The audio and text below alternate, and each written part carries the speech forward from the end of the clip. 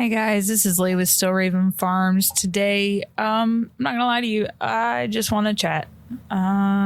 Today has been a day. It was a great day and a very hard day, and I'm kind of reeling from it. Like, if I'm gonna be completely honest with you guys, I don't really know how I feel. So we'll start with the bad because I always, I want the bad out of the way. So Jared hooked up my cameras in the goat barn. Well, first we had to buy new cameras for the barn, because I couldn't find all the parts and pieces to the camera. And then when I finally found them, we couldn't get the cameras to work. And we've got a couple really cold, like this week is the lows are supposed to be, below freezing. And that's not super common for us. Like January, February, it's usually pretty cold, but it's not usually this cold. And the last 2 years, it's been pretty cold. And I've got a couple goats that are close to kidding, and we needed cameras. Do we need them? No, but I want them. And so we're getting cameras. So, anyways, they came in yesterday, and Jared was super sweet enough to go ahead, like, stop what he was doing and get those set up for me. Got me my login, got me everything. I was at work, and I'm really incredibly glad that he did. About 11 o'clock last night, I was on the cameras. Now I'm at work. I work 24-hour shifts. I'm a paramedic. And so I'm at work, and I was looking at the cameras. Now he was super amazing, because I didn't ask him to do this. I asked him to set up the baby camera for the kidding side of the barn. That man went ahead and set up a camera on the regular side of the barn so I could see all of the goats, which I was really thankful for, because a lot of the times goats will labor without you ever even knowing. So if he hadn't have put the camera in the big side of the barn, we would never have known, right? And so about 11 o'clock last night, I happened to get on the cameras because I was trying to get my login to work. And so I got on the camera, and I'm looking, and one of my favorite goats isn't moving. Now, it's not uncommon. It's 11 o'clock at night. They're bedded down. It's cold. And so it's not uncommon for that. And I'm like, she don't look right. She don't look right. But it's a camera. And I talked myself out of it instead of having, waking Jared up and having him go check. I was like, it's a new camera. It's brand new. I don't know how this camera functions, right? I don't know if what I'm seeing is normal. I don't know what I'm seeing, right? And I should have trusted my gut. I did not. And this morning, and I wake up multiple times in the middle of the night anyways, and because now I have a mama who is so close to giving birth, I was checking those cameras like crazy. And so I didn't really see anything much going on last night, except for this goat was not moving. And usually they'll chew their cud throughout the night, or, they'll get up and move around, and she wasn't moving at all. And I'm like, shit. And I checked the cameras again this morning when I got up at 7:45, to see if Bella had her babies. Still nothing. And looking at this goat going, I don't think this is good. And Chase, my oldest son, called me about 8 o'clock, and he goes, Mom, I've got some really bad news. And I'm like, what? He goes, Champ died. And I was like, I figured as much. And he goes, what? And I said, well, I've been checking the cameras overnight, and she hasn't moved, and she's laying funny. And so I think she died last night. And he goes, okay, well, she's dead. What do you want me to do?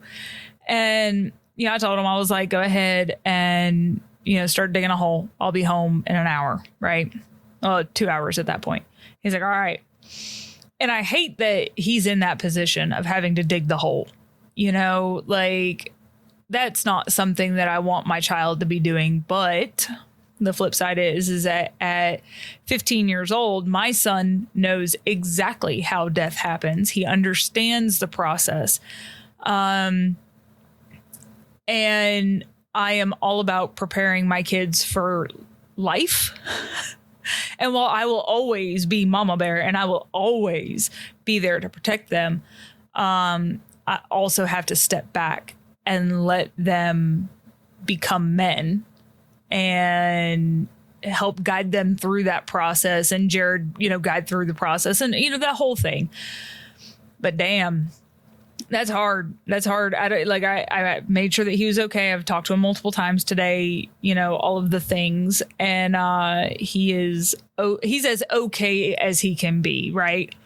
So get home, help him dig the hole, help him get Champ in the cart.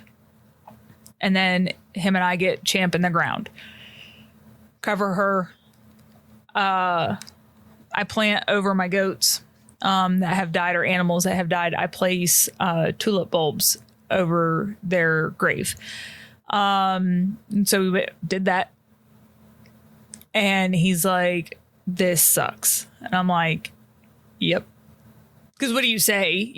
I'm not going to sit there and be like, oh, she's in a better place. No, it sucks. And it's okay for it to suck. If it didn't suck, then you're dealing with a sociopath or a psychopath, because if that doesn't bother you, this is one of the best goats that we have. And this is a family favorite. Everybody loves Champ. Of course, Champ won't let you not love her. And so if he didn't feel anything, I would be more concerned than him feeling something. Right. And so, I gave him a hug and I told him, I was like, she was 8 years old. And this is something that I have to remind myself. She's 8 years old. We had babied her the last 2 winters and she wasn't doing well this winter.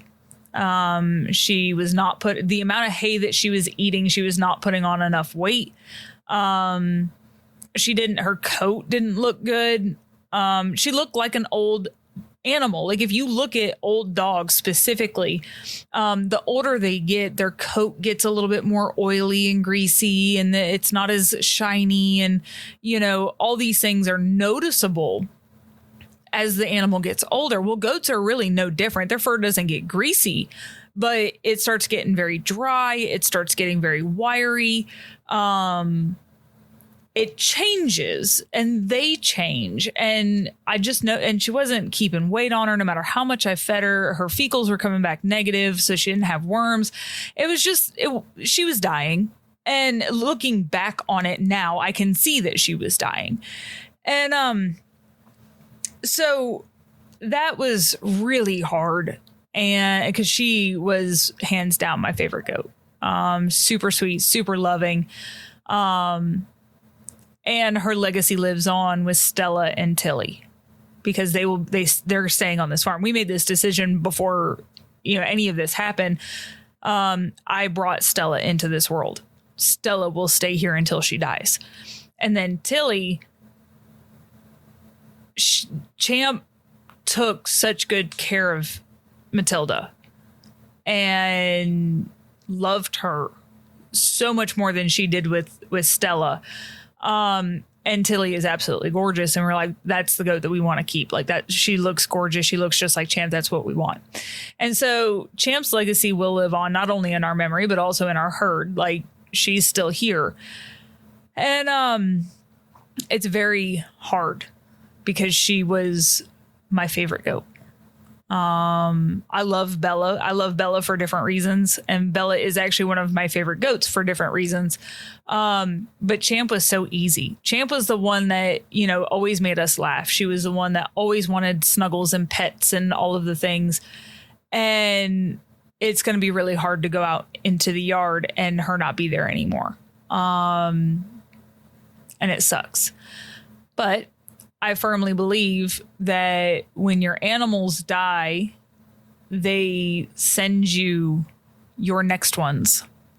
And Bella, who we have been waiting on to give birth for about a week now, she was super close. She lost her ligament. She was super squishy in her back end. Everything was pointing that labor was imminent, right? And she just wasn't coughing those babies up. And I checked her today and I felt her ligaments and I was like, huh, that's weird. She shouldn't have ligaments. She hasn't had ligaments in like 3 or 4 days. Why can I feel ligaments all of a sudden? And I checked her and I was like, okay. Well, let's just keep an eye on her. I got work to do. We've got the cameras set up that, just keep an eye on her. And I noticed that she disappeared. So the way that my living room is set up, at my old desk, I could literally just turn my head, look out the window and see into the goat pen. Now the way that my desk is set up, I can see straight into my kitchen garden, but I cannot see the goat pen. I have to get up and go look in the goat pen. Well, while I was working on the fire and getting that all situated, I looked over and I didn't see Bella, but I saw Ursula. And that's rare. Usually they're, together because it's mom and daughter. And I'm like, huh, weird. Okay. All right, whatever.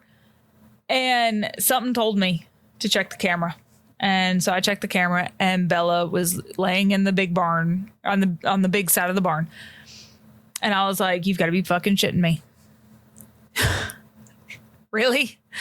And I saw her kick her leg out and I yelled for those kids. I was like, boys, get me towels. We got to go. And they're like, what? Bella's in labor. Let's go.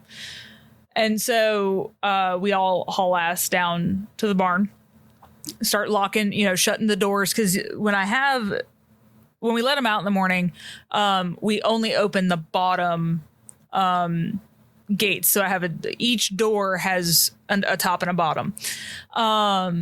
I think it's called a Dutch door, but don't quote me. But it's a split door. And so in the wintertime, what we do is we only open the bottom door so that the goats can come out, but some of that heat can stay in, hopefully. And so with Miss Bella, and then we don't open up the kidding side at all to try to keep as much heat and wind out as possible. Well, Bella, when she goes into labor, she's going into the barn. Now she's going into the kidding area. She's going into the big barn. It doesn't matter. She's getting into that barn. And Chase, I had been telling Chase, hey, open up the kidding area just in case she wants to go in there instead of the big barn. And he's like, okay. Well, he didn't open up the kidding area this time. And that's cool. It's not a big deal because the barn was open. And we walk into the big barn and there she is laying down, grunting, pushing. And I'm like, here we go. And I have a video on YouTube, on my YouTube channel. I will link it below as soon as I get it to load. This is actually going to be, this particular podcast is actually going to get uploaded as a bonus podcast for the week. Because it is, I need to get this out. This is not about helping new homesteaders. This is not about, teaching or showing, what's going on in the home. This is, I need to get this out because I'm still hurting so much from Champ. And then I had, I had this huge negative, thing happen this morning. And then this afternoon, I had this big, huge positive thing happen. So my emotions are all over the place. So I'm just getting this out, right? So we get to the barn door and we've got the goats pushed back. We've shut the barn door so that she can be by herself. She can have her baby, whatever we get, we don't know. And she starts pushing. Like I said, I have the video. I'm trying to get it from my phone to the computer so I can upload it for you guys. But I'll link it before I put out this podcast. That way you guys can click over to that and watch the birth video if that's what you choose to do. So within about, I don't know, less than 5 minutes of us getting down to the barn, she was pushing out the first kid. The first kid was teeny tiny, itty bitty, little baby girl. And And she is super cute. She kind of looks like her mama. She's got way more white on her than her mama does. Bella is a black dapple, Boer, Nigerian, Nubian cross. And the baby, that little doeling, I don't know who the daddy is. That's the beauty about this particular goat is with Bella, we don't care who breeds her because she's not registerable. With our other goats that we register, we pay attention to who the dad is. Like we make sure that we separate and do all of the things to make sure that we know who the dad is. But with Bella, she can do whatever she wants because she's the queen bee. Anyways, first baby comes out, doing pretty good. Mama gets up, starts cleaning her. I'm cleaning her. And as I'm cleaning her, I've handed off the camera to Jackson so that he can video this so I can, start cleaning its baby off. And so I've got the baby getting that done. Chase says, Mom, I think there's another one coming. And I'm like, oh, shit. Here we go. So I turn around, I hand off the first baby to Chase, and the second baby is coming. And Bella has never required any intervention when she's having her baby. She's usually good to go. She's a great mama. She labors beautifully. I have never had to help her give birth. And as the baby was being born, it came head first. Now, in a human, that's fine. There's nothing wrong with that. But in a goat, that's a problem. They need to come out nose and front legs first. So they basically set their nose on their front hooves as they come out. That's how it's supposed to happen. And that's how it usually does happen. But in this particular instance, that's not what was happening. The baby came out head first. And I had to get in there and try to find the hoof. I have to find at least one. And so I start feeling around, not panicking, but kind of like, oh shit, I can't find the leg. And if I can't find the leg, we have a really big problem. I don't have gloves. I don't have lube. I have nothing to help get this baby out except for towels because it's Bella and I don't have to help Bella give birth. Right. So I'm kind of like, oh, fuck. And so I go in because I am not the type of person to be like, oh, wait, let me get gloves. No, like we're going to, with an animal, with a human, you going to bleed until I get some gloves on. Because there's communicable diseases from human to human. There is not from goat to human. So, it's funny because in the video you hear Jackson say, she's going to get that fluid all over you. And I'm like, that's why we got a washing machine. Not worried about that. And it's the same way with, fluids, right? Like I can take a shower. I can wash my hands. I can wash my clothes. I'm not losing this baby goat because I'm afraid to go in. And so, get the baby, run my fingers, put them in along the head, at the top of the head, and then run them down and trying to feel for a hoof. And she's pushing against me, trying to get this, this baby out. It's a big boy. And I was like, shit, I can't find a hoof. And the baby, like as Bella is contracting, the baby is starting to suffocate because her cervix and her vulva and all of that, as she contracts, everything clamps down. Well, his neck is in the way of everything clamping down. So it's clamping down on his neck. And so now there's an element of I've got to hurry and not panic and pull this kid. Oh, and P.S. I've got my two boys watching me. And so it's stressful. So I get, finally I get a hoof, pull the hoof forward, and we get the baby out, and it's a boy. And so she gave me exactly what I wanted this year. I asked her, I put my request in, and I said, if you could please give me one little boy and one little girl, I would love that. That would be amazing. And she probably didn't listen, but she, took pity on me and gave me exactly what I asked for, which is a little boy and a little girl. The boy, I'm going to do a podcast after this on selective breeding. And so I'm going to explain exactly why that little boy was so important to me. But until then, I have a little boy, a little girl. Mama is doing fantastic. The babies are doing, the boy is doing great.